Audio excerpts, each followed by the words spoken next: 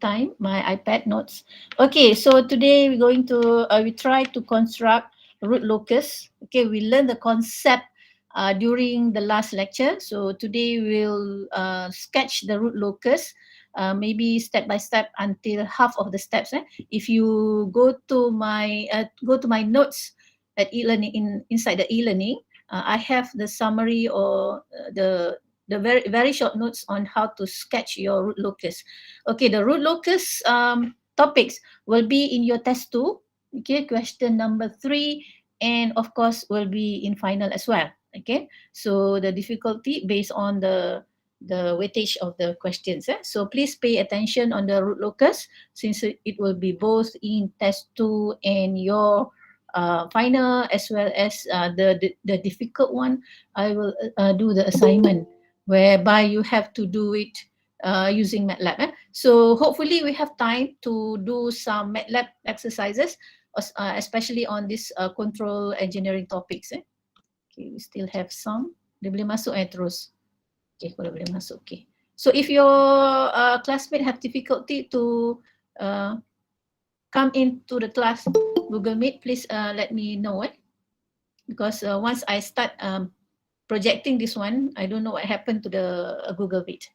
Okay, so let us go to this topic, root locus. Okay, root locus construction. So today we're going to try to draw the root locus. So it will be good if you have a graph paper, but then for the purpose of sketching today, we can simply use white papers, but then please do the proper apa dia panggil adjustment, especially on the x and y axis. So during examinations, during tests, please bring along your graph paper. Okay, as well as compass to measure the angle and so forth.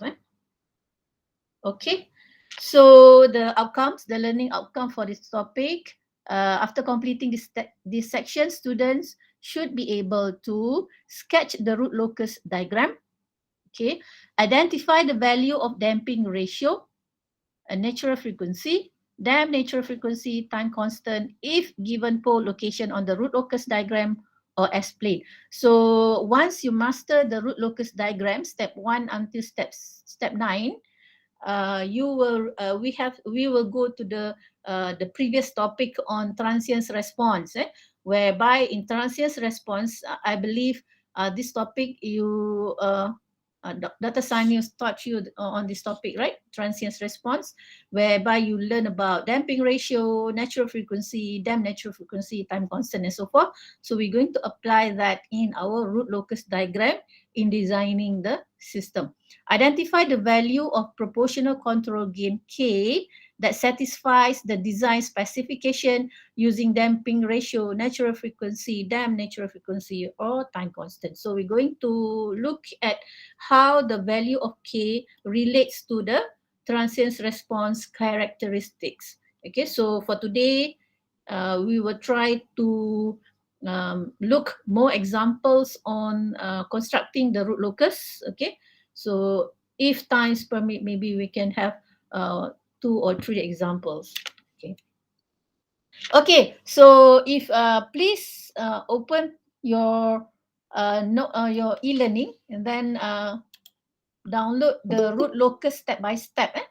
So because I'm referring to the root locus step by step, actually this one, the step by step is based on previously most of our, kalau masa zaman saya student pun, even if when I'm a student, the book that we always refer to is was Ogata. Jadi the steps ni actually based on Ogata step by steps. So maybe you find it a little bit different on nice kan, sebab you all punya reference books is sekarang ni nice kan. Tapi mostly nota saya dulu we based on Ogata is the most famous authors during my time for control system. Okay, so we do step by steps, and of course when you answer question 3 and question 4 for your test 2 and your final, I will ask the step by step procedures. Why? Because for me, old school lah. Kita mesti faham the step by steps so that we understand the reason behind that. The reason behind this. That's why at the start, previous notes, I'll go with you to the concept first. So kita faham kenapa root locus ni, why it is important. Then only we go to the examples. Okay, so first of all, determine the roots on the real axis. Okay, step by step. Bila kita dapat transfer function, open loop transfer functions, we determine the roots on the real axis, and then a sketch. Okay, let's say I have here for the example, poles kita represent by P1, P2, P3. Remember the poles and the zeros. The pole is the denominator, the zeros are the numerator, punya roots. Okay, so we locate that on the S-plane ataupun axis di sini. So let's say I have 3 poles, so I letakkan X, I put X, so P1, P2 and P3, and then let's say I have 1 0, so the 0 here is represented by a circle to differentiate between the poles and the zeros. Okay, so that is the step 1. In step 2, on the real axis, so when we do the S-plane, this one, the X-axis is the real axis, the Y-axis is the imaginary axis. So here it says, on a real axis, locus lies on the left of an odd number of poles and zeros. Okay, jadi kalau kita tengok di sini, I have 1, 2, 3, 4. So altogether I have 4 poles and zeros. So it says here, locus lies on the left of an odd number. So kat sini odd number saya ada 1 and 3. Okay, so dia kata lies left of odd numbers of poles and zeros. So the poles here should be here. I dot kat sini.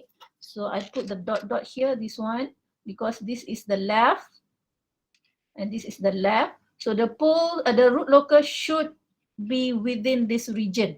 So this step 2 tu kita nak dapat idea dekat mana, where the location of the locus. Okay, so that is step 2.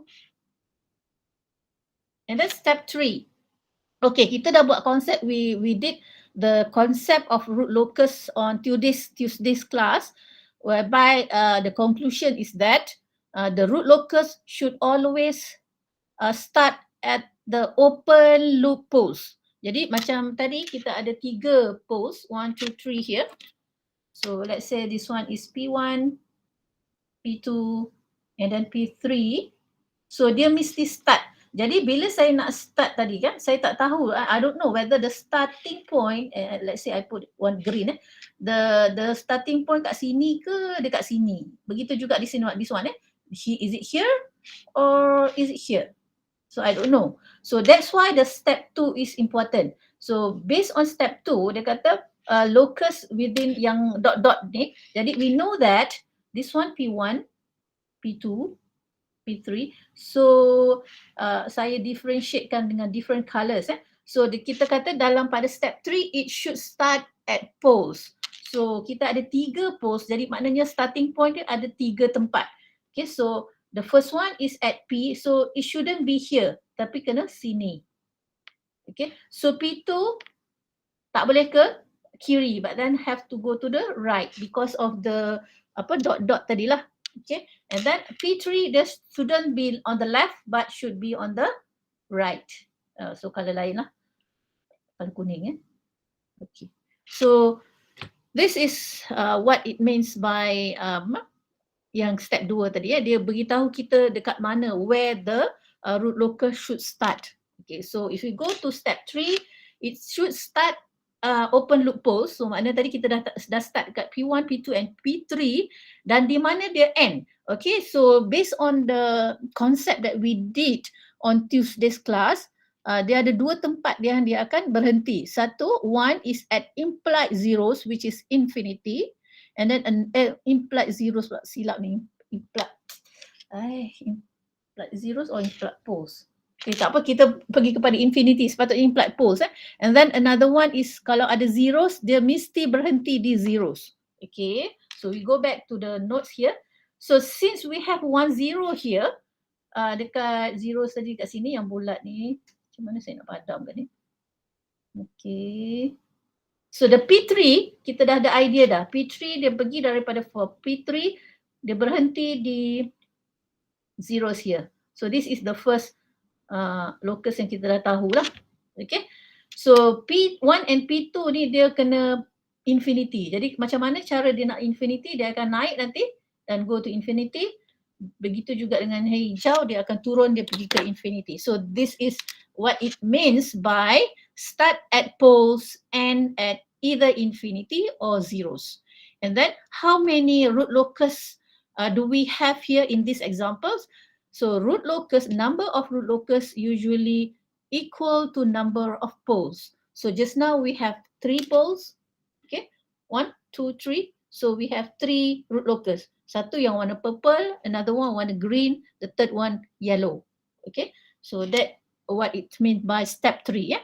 So step 3 kita kena identify. We have to identify the starting point and where it should end. So we have some ideas where this root locus will go. Okay, go to, and then we have an idea also the number of root locus that we should have for this particular examples.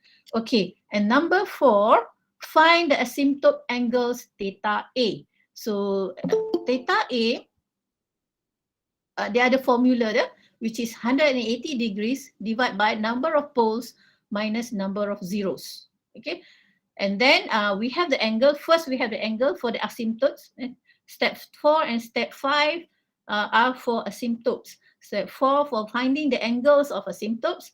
Step 5 for finding the center of asymptote. So the center of asymptote here is PG, is summation of poles minus summation of zeros divided by number of poles minus number of zeros. So we stop sampai sini dulu. We go to step 1 and 5 and then let us go to the examples to understand what it means by all these steps. So any questions so far sebelum saya pergi balik semula kat sini nak admit? Okay. Class please slide in. So any questions regarding the steps 1 until 5? I will go really slowly for this root locus because it is a very, very interesting and important topic. So I really hope that most of you can draw this root locus successfully. So usually when I teach, when I taught this undergraduate class for this topic, selalunya kat sini student paling suka lah sebab dia macam interesting kan, dia interesting. So ikut just step by step and then you have the results and this yang part yang paling nak senang score lah sebenarnya kalau if we go through the steps one by one. Okay, so if you have nothing more, I proceed. Tak ada lagi yang masuk Okay, I proceed with the example. So let us look at the example. Okay, so this is example 4.9 based on my textbooks, based on the books that I co-authored. Okay, so a feedback system with a proportional controller as shown. So let's say we have control systems. So in this case, the input is US, the output is YS, and then we have a feedback. In this case, feedback transfer function H is unity, H equal to 1, therefore tak ada kotak di situ. So, and then we have a controller K, okay, controller K to adjust the error there, E, and then we dia masuk kepada this one is the system lah. This is our plant ataupun systems. The transfer functions of our plant or system. Okay. Tak kisahlah plant apa-apa yang you all belajar sebelum ni, gear system, spring mesh damper, RLC and so forth. Okay, so the question is calculate the asymptote angle and center of gravity. So this is actually the step 4 and step 5, and sketch the root locus on the closed loop system. So actually the question is about sketching the root locus, okay, following step 1 sampai step 5. Saya ajar sampai step 5 dahulu, and then we go later example on up until we finish until step 9. Okay, so let us go one by one. The first one, number of poles, number of zeros, value of poles and zeros. Okay, so if you go here, the open loop transfer function, kita ada KGHS is equal to K S plus 1, S plus 4. Okay, so this one, poles. Yang ni kita tak ada zeros lah. Okay, so kalau kita lihat di sini, we have 3 poles. Okay, one poles here, P1, here P2, and then here P3. Okay, so poles we have 3, P1 equal to 0 sebab S tadi, P2 sebab S plus 1, so S equal to P2 equal to minus 1, and P3 equal to minus 4. And then we don't have zeros here, so zeros equal to 0. Okay, and then step 2, on real axis, loci are between. Okay, jadi bila kita sketch di sini, so let me sketch this the position of the poles and the zeros. Okay, so this is imaginary, and then this is real axis. So kita ada tadi P1 at 0. Ni saya tanda sahajalah to get the idea where the root locus is. So we have minus 1, let's say here somewhere minus 1. Here is minus 4. Okay, so ada 3 poles. Okay, so on real axis, step 2 tu, on real axis loci are between 0 to minus 1 and the left hand side of 4. Jadi kalau saya buat dia punya dot-dot tu, dia mesti left of the odd number. So left, so belah 0, left dia sinilah, bukan di sana. So kalau 4 ni pun sebelah sini, not here. Okay. So dia kata start at open poles, jadi dia akan start di sini. Jadi I differentiate with different colors. So let's say this one start 1.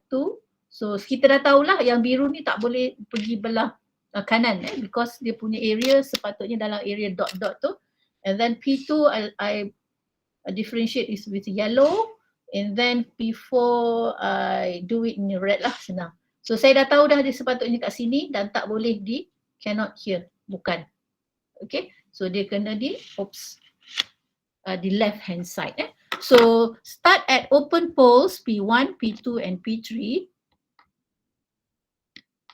And then dia end at infinity ataupun kalau ada zero. Since kita tak ada zeros, dia tak berhenti di zeros lah. So most of the locus here, loci here will end at infinity. So number, how many root locus do we have in these examples? So since we have 3 poles, so our root locus will be 3. So that's why I differentiate with different colors lah. The first one is blue, second one yellow, the third one is red. So up until step 3 semua orang boleh. Okay, jadi kat sini saya cakap, I mention here. So start at odd number of the poles and zeros on the real axis. Real axis, so kita ada 1, 2, 1, 2, 3. Jadi kalau kita ada poles adalah poles, tapi sekarang kita tak zeros. So left, maknanya dia nak buat dot-dot tu, dia mesti dekat left 0 dengan yang minus 4. Jadi yang merah tu bukan. Okay, so I nak show kat situ, not yang merah. Kalau katakan yang merah, maknanya kita dah tahu poles minus 4 dengan minus 4, dia akan bertemu di situ. But then in this case, our root locus should lies on the dot dot dot black. Okay, so far ada soalan up until step 3. Kelas, senyap je ni. Are you all here with me? All okay, Dato'. All memang kat sini, Dato'. All sedang dengar. Okay. So I proceed. So kita dah sampai step 3. Now we go to step 4 and step 5. Okay. Step 4 apa dia? Asymptote angle ataupun saya tulis sini apa? Theta A, right? Yes, theta A. Okay. So theta A, kita just follow the rules here. It says that 2K plus 1 times 180 degrees over number of poles minus number of zeros. So we have 60 degrees. Sebab ni 3 3. 2K plus 1.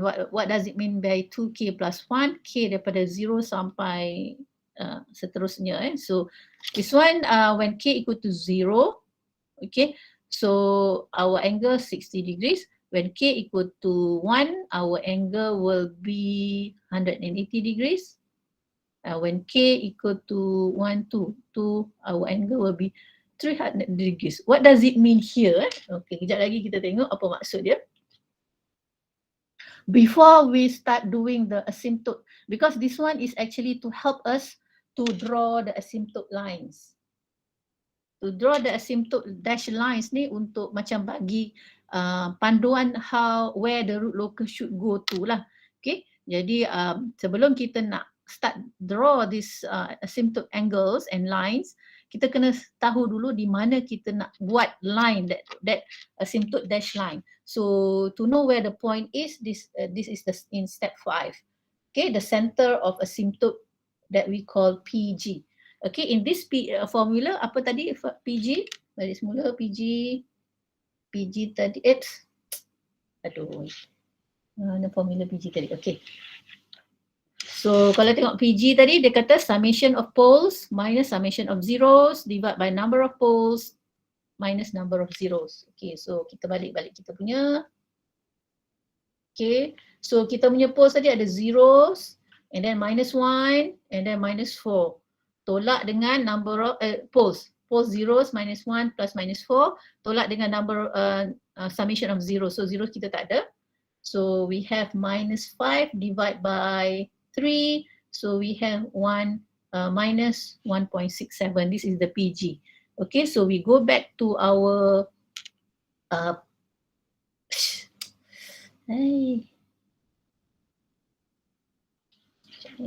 tadi saya buat kat mana Itu dah terpadam.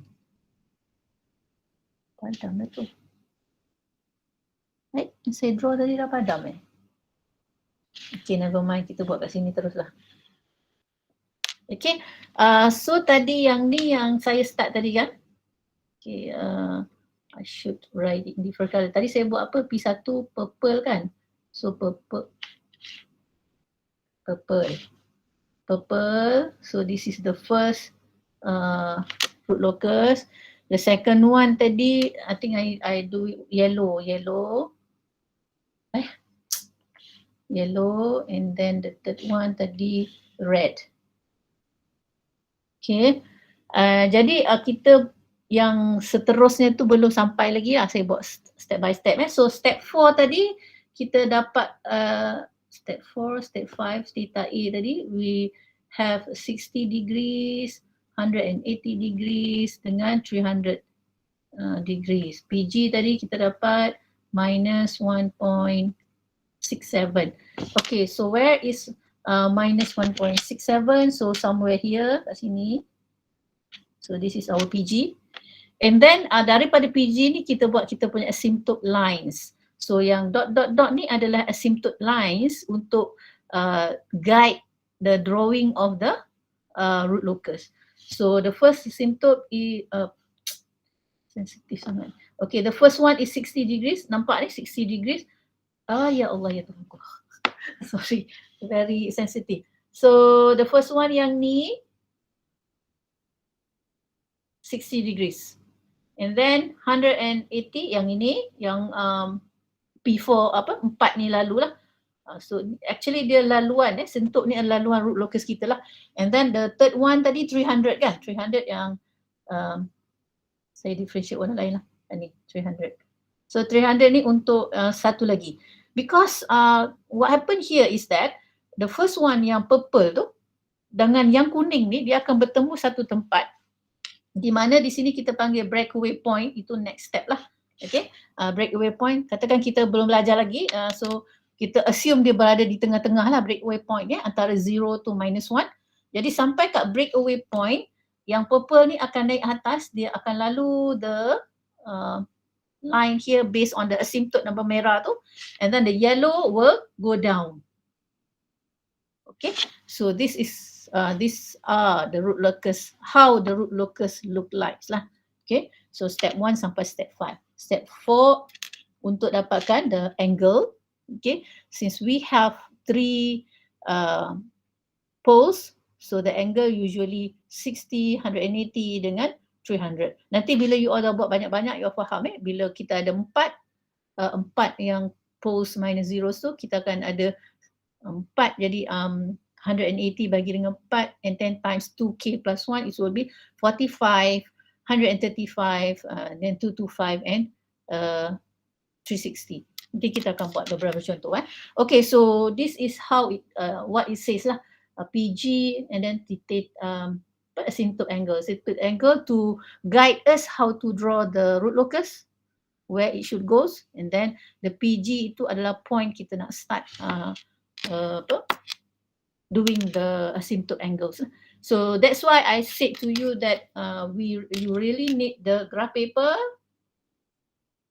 masa nak buat ni, sebab nak tahu point-point ni kan, -4, -1 kat sini nanti towards the step 9 nanti kita nak tahu point-point kat sini dan sebagainya. We really have you really have to do this using graph paper. And then satu lagi kena ada ruler and compass lah. Okay, sebab kita nak calculate the angle here. Okay, bila kita nak buat asymptote lines, we have to calculate macam for example this one 60 degrees. So kita tahu kat sini, and then 300. Yang ni dia hilang terus. Okay, yang ni 300 kita tahu macam mana kita nak how we want to where how to draw macam mana kan, point dia kena betul-betul exact so that we have root locus yang cantik macam ini. Okay, the first example up until step 5. Any question? No, Doktor. Semua orang faham ke ni?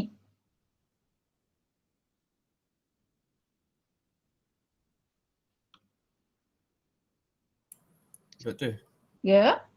yang breakpoint tu macam mana tadi? Breakpoint tu belum, kita baru buat sampai step 5. Breakaway point belum. Kita baru buat asymptote je, asymptote angles dengan asymptote center. Okay. Next example baru saya masuk kepada breakaway point. Doktor. Ya. Macam mana dapat value 60, 180, 300 tu? Okay, yang ni tadilah. Sekarang you all nampak ke? Ternampak sikit Doktor, ternampak. Tak nampak? Ni nampak tak?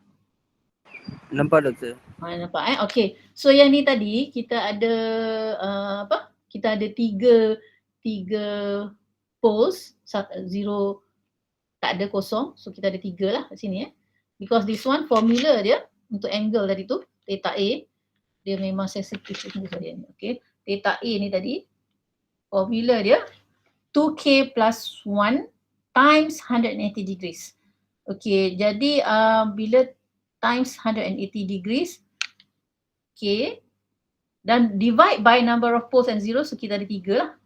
3 poles, 0 zeros So kat sini nanti yang ni akan jadi 60.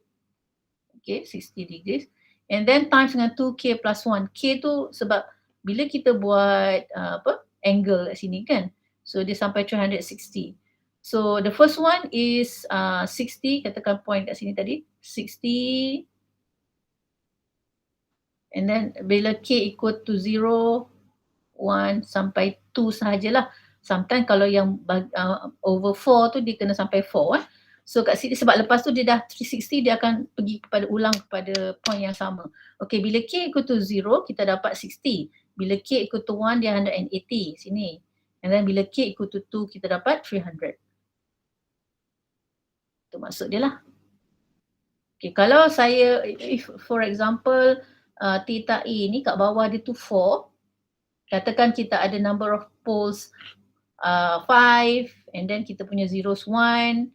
Okay, so kita under 180 degrees divide by 2k plus 1. Okay, so kita kat sini akan 4. So 45. Okay, So 45 degrees 2K plus 1. Jadi bila K tu zeros, dia akan theta tu akan dapat 45 degrees. And then 135, 225 dan 315. Okay, so bila bawah ni 4, kita punya asymptote tu lebih kurang, katakan point dekat sini, 45, 135, 225, 315. Kalau 4, dia akan jadi macam gini. Kalau 3, this one. Boleh ke? This is to guide you. Nanti kita akan tengok examples yang ada 4. Boleh ya? Boleh doktor.